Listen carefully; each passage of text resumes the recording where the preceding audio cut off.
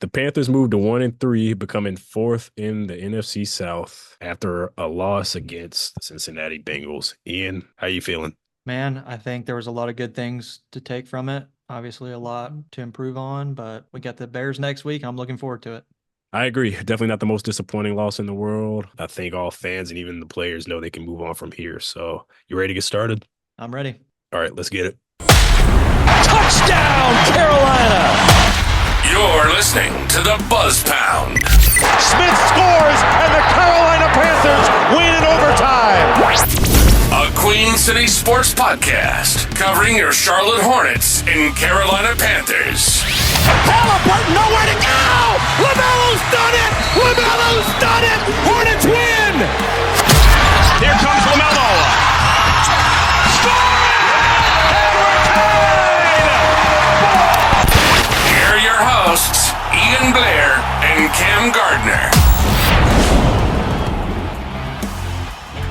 Thanks for tuning in today, covering week 4 on the Buzz Pound. We appreciate everybody that's still continuing to support us and keep on continuing to support us as we continue to grow doing this. Ian, what about that game last Sunday? Yeah, I mean, obviously the Panthers lose 34-24 against the Bengals. It was kind of a must-win game for Cincinnati. I mean, obviously they were 0-3 going into it, and they played really well. I think the Bengals played really well.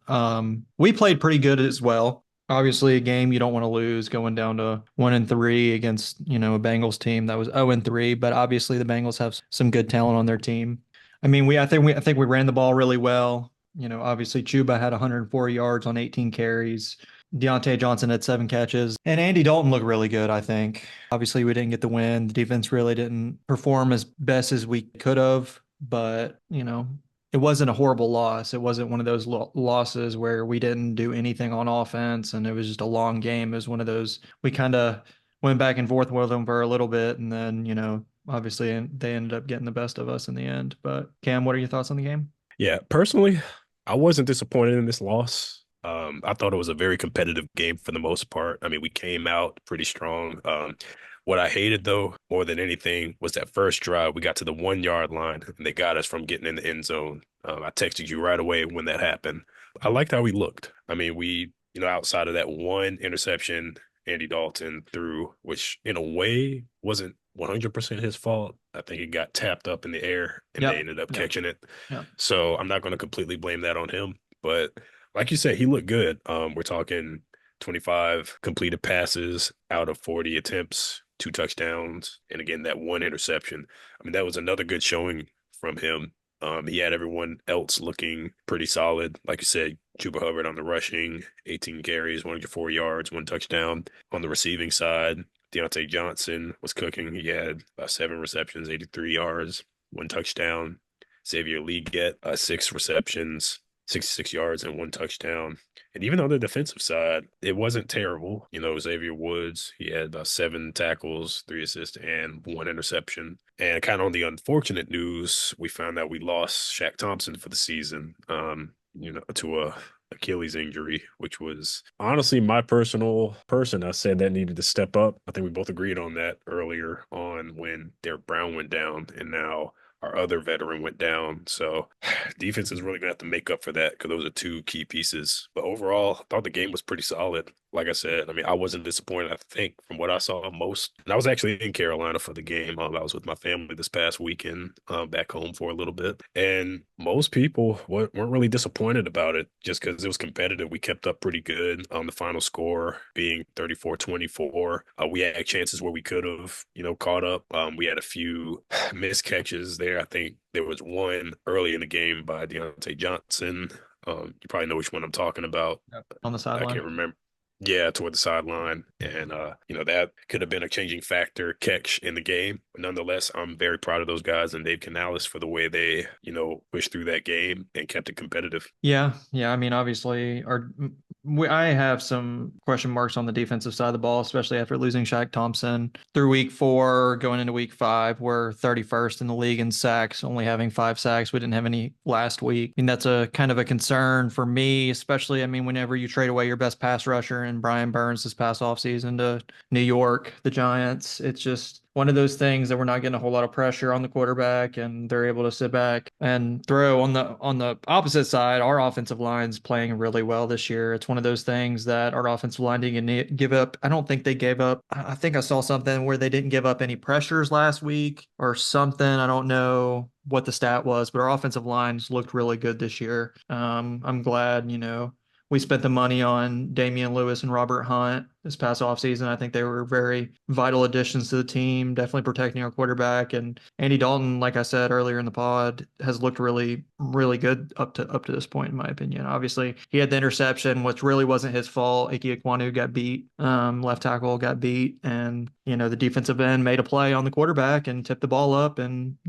their defense made a play on it. So unfortunate, but it's one of those things, in the NFL that happens. You got to protect your blind side, the quarterback's blind side. But yeah, overall, I wasn't too disappointed in the loss either. I think, way better than week 1 and week 2's losses in games where we didn't look competitive at all. It looked like a JV team out there. But, going into this upcoming week, we got Chicago, we got a rookie quarterback and Caleb Williams we're going up against in Chicago. And I think that's one of those games we should go into expecting to win as a Panthers fan, especially with how our quarterback's been playing. Yeah, I agree. I mean, I was talking to some of the guys at work today about this upcoming game in particular, just about, what to expect. I mean, it's one of those games that it's winnable, obviously. Like you said, rookie quarterback. It just kind of depends on how they come out and how we come out. With Andy Dalton being a veteran and all, I think he could lead us to a win. The Bears are currently 2-2.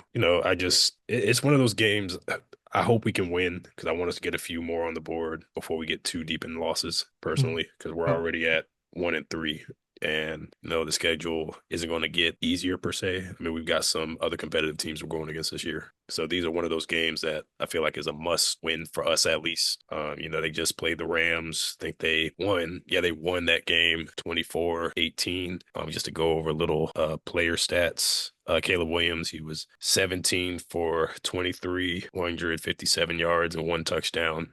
No interceptions in that game. Swift, he was 16 carries, 93 yards, 1 touchdown. Johnson, 26 yards, 1 touchdown. And then DJ Moore, 3 receptions, 22 yards, 1 touchdown. So, I mean, then in reality, they're not too far from where we were looking, honestly, earlier in the season.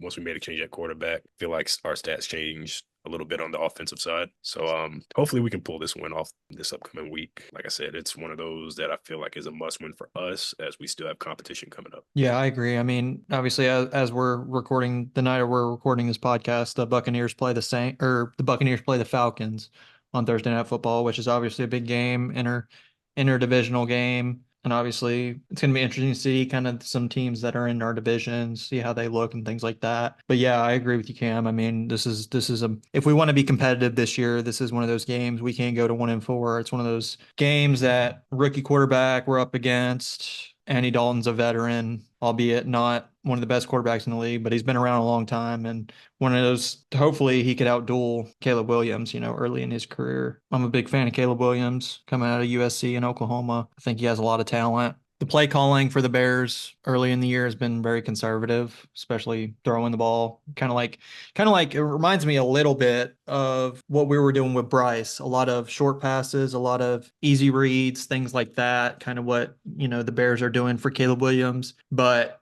I'm a big fan of Caleb. I think he has a ton of talent in the world and, great young quarterback in my opinion. But yeah, hopefully we can come into Chicago, beat the Bears, and go to 2-3, which would be huge early in the year, especially going forward later into the year, and still competitive in this league with a wide open division. Obviously, the Bucs are 3-1 right now going into Thursday Night Football. There's a lot of this division's still wide open. It's early in the year. It's anybody's game. Yeah, I mean, like I said last podcast, that's just kind of the story of the NFC South. It's always open like that with these teams, kind of close in standings, majority of the past bit of years. So Like you said, it's good to see two teams in the division tonight play against each other, see how that goes, and just kind of give us an idea of when we get to play these teams on, maybe how we'll stand against them once they go against each other. Hopefully, we'll improve a bit where we could get in the mix to potentially, I'm not going to get my hopes up completely, but potentially come out of the NFC South. If not this season, maybe next season or so. Yeah, I agree. So Cam, what are some things going into the game versus the Bears? What are some things that you want to see from our team wise? What are your expectations? What are you looking for? Well, you mentioned it earlier. Defense is what I'm going to be heavily emphasizing because we've lost two key veterans at this point who were leading our defense. So the rest of these guys are going to have to really figure it out at this point. Like Derek Brown, Shaq Thompson, those are two key defensive players. Like two most important pieces on our defense, in my opinion. Yeah, they really are. And, losing one early in the season was already hard enough. Then losing both, you just can't write a better Panthers story, honestly. It's always something with us. It's kind of the same thing, different season in some form or fashion. But I just hope those guys can carry. I'm just very curious of how they could play without those two guys specifically. JC Horn on the cornerback side, he's been playing pretty decent. He's going to have to really lock in. Can't really let any, or he's going to have to try not to let any passes get past him at all. He's just going to really have to lock down heavily. And speaking of cornerbacks, we did sign former Titans cornerback Caleb Farley. I think that was on Sunday or maybe Monday, whatever day that was. So I'm assuming at some point they'll sign kind of a replacement for the rest of the season for Shaq Thompson's position, because I was just surprised that they brought in another cornerback, losing a key piece like that. But defense is really what I'm kind of worried and questioning going into the game. Offense, I'm not super duper worried about just because they were able to keep up pretty well this past week going against the Bengals. Just hopefully they won't miss as many, open throws. And also, hopefully we won't let any long touchdowns get past us, because that Jamar Chase touchdown, none of our guys could tackle. I mean, it was almost like I couldn't understand. Like 3 guys touched him and he just cannot get down. So hopefully we can learn from that and hopefully, make up for some lost points, we potentially could have had in week 3. What about you? Yeah, so I mean, obviously, piggybacking off of what you said, the defense is obviously a very important part of this game. I think, stepping in up at linebacker, obviously we drafted the kid out of Kentucky, Trevin Wallace. I think, I have high expectations for him. Obviously, I think we drafted him in the 3rd or 4th round.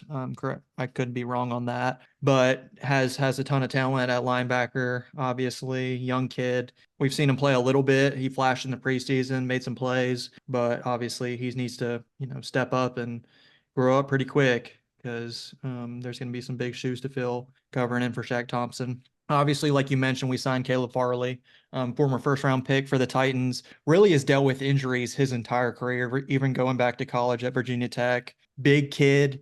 I think he's, 6'2", 6'3", and has a ton of talent, just hasn't been able to stay healthy at all. Even, like I said, going back to his college days. But it's a signing that, I was surprised whenever the Titans released him as quick as they did, just because he was a first-round pick. But hopefully it's one of those things, hopefully we can bring some of that talent out of him, and hopefully he could be another good piece to this team. Reminds me a lot, actually. I mean, it's kind of a lazy comparison, but very similar to JC Horn a little bit. He's a physical corner, physical guy, a bigger guy, not really a nickel or anything like that. He's more of an outside guy, but hopefully he can play a big role for this team going forward and help shore up our secondary. Yeah, let's hope so, because we definitely need it at this point. All the defense we can to make up for losing Shaq Thompson, early on in the season, Derek Brown. Now, speaking of, losing players and such, there's been a few rumors coming out over the past, since game 3. What do you think about the Deontay Johnson trade rumors? I know Dave Canales said he doesn't see that happening. And I know, like you said last time, sometimes coach talk is a thing. Still early in the season, he's on kind of a minimal deal with us right now on just a 1 year, but sounds like other teams may be open to pursuing him potentially. But we just have to see what that's about, or how accurate those are. A lot of just about daily trade rumors are always a thing, especially leading up to the deadline. Yeah. I mean, my 2 cents on it, Deontay Johnson, when we traded for him from the Steelers. He was going into he had 1 year left on his deal, and that's this year. Obviously, he's a guy that I would want to keep around. It's one of those things you can't continue to trade away your best players, regardless of how your record's going. You got to keep your pieces. And Deontay Johnson's one of those guys that, going into the offseason, depending on what kind of year he has the rest of the year, one of those guys you could re-sign and not break the bank. Receivers nowadays, Jamar Chase, Justin Jefferson are getting these huge contracts. And Deontay Johnson is one of those guys that you don't have to pay a ton of money to and will provide value to your team where you can go out and get other pieces and not be spending a ton of money on one position. I mean, obviously, if we had Justin Jefferson or Jamar Chase, I would say pay those guys as well, whatever they were wanting, because those guys are, game breakers, one of a kind of guys. And Deontay Johnson's not that, but he's a quality piece. He's our wide receiver one. He's one of those guys that we need to build around. He's getting up there in age, 27, 28, 29, but he's still got some time. We've seen with Adam Thielen, you can play, we can get valuable playing time into your 30s. And maybe it's just me personally. I'd like to have your opinion on this, Cam, but I'd like to see us keep him around and, keep a weapon for our quarterback, whoever it may be. No, I agree. Honestly, his connection with Dalton looks pretty solid right now. I mean, that touchdown they had, it was a good read. He was covered pretty well, but he still caught it. So I think it's something we need. I mean, regardless of who the quarterback is, like you said, we need a good weapon and a veteran weapon at that. And, he's a little younger than Thielen, obviously. So we definitely should keep him around. But knowing this organization, you just never know what they may do, honestly. Yeah, no, I agree. Can't even be surprised at anything that they do anymore. Yeah, I agree.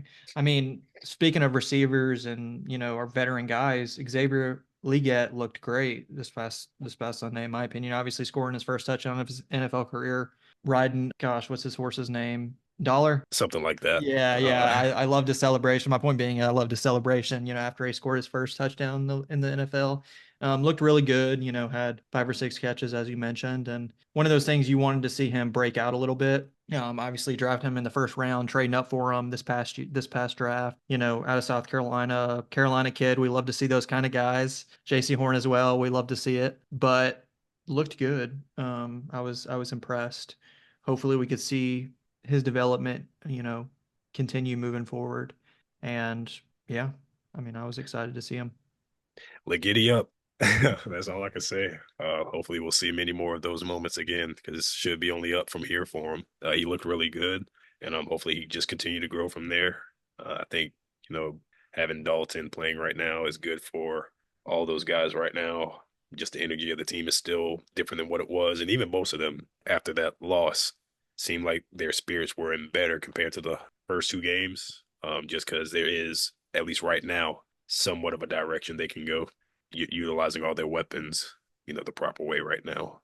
So love to see it. Hopefully there's more of that moving forward.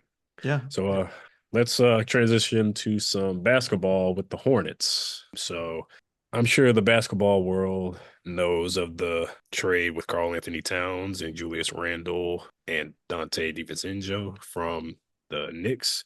Karl Anthony Towns is going to the New York Knicks, and Julius Randle and Dante DiVincenzo is now going to DiVincenzo. I'm sorry. No, you're good. I always have a hard time with that. You're good.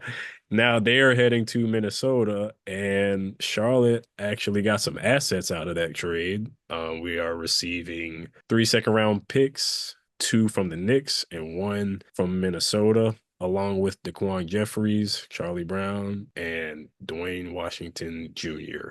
And they actually ended up, the day after that was solidified, they ended up waiving Marcus Garrett and Caleb McConnell to open up some more space for those players we obtained. Personally, I have a feeling that they may end up waiving some of those guys. That's just me personally, because I'm not sure if they're quite done making adjustments themselves yet. I know right now they're just going into, I think it's training camp and all that.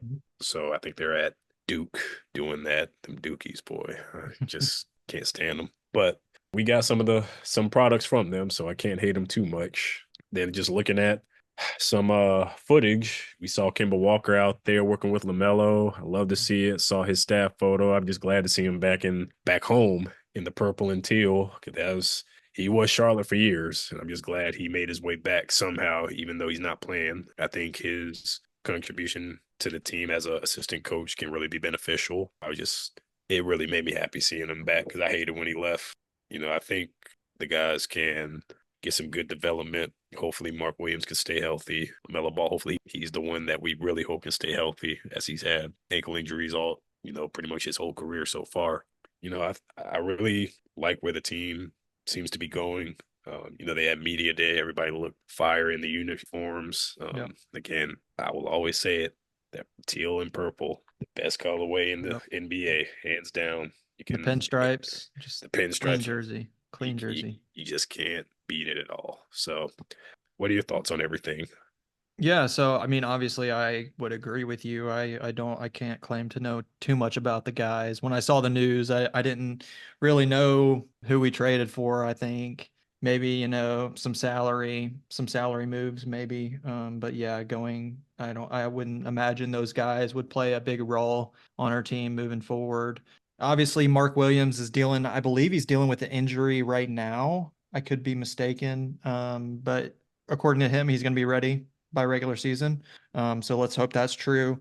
But yeah, I mean, a lot of hope and going into this year. I think, as you mentioned, the return of Kemba Walker and seeing pictures of him and LaMelo like working out and smiling. I think Kemba just brings a good vibe to the team, is something we really needed, especially with the past couple of years, just not winning and stuff like that. I think the vibes are never good, in my opinion, whenever you're losing games.